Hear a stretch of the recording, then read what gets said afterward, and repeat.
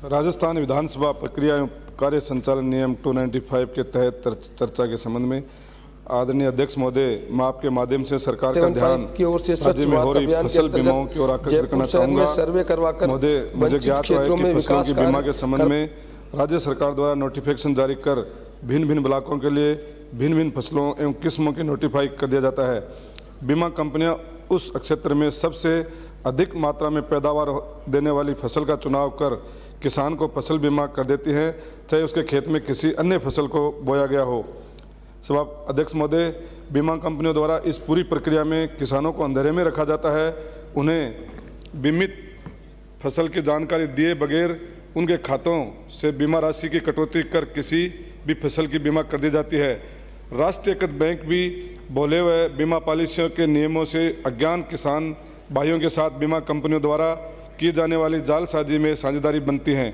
कई बार ऐसा हुआ है कि बैंक किसानों के बैंक खाते से रुपये हट लेती है और किसान की फसल बीमा नहीं करती है।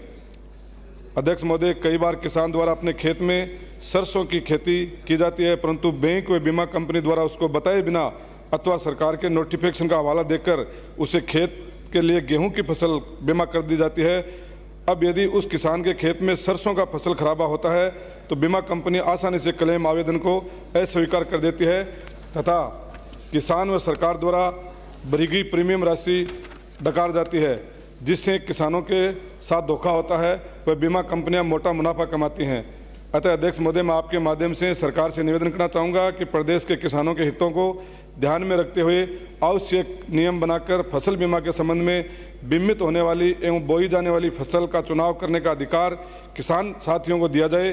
फसल बीमा हेतु क्षेत्र के अनुसार फसल का पूर्व निर्धारण नहीं कर वास्तविकता में धरातल पर किसान द्वारा अपने खेत में बोई जाने वाली फसल का बीमा कराया जाए तथा किसान को फसल बीमा का उचित लाभ मिल सके, इसके लिए आवश्यक प्रावधान किया जाए। धन्यवाद।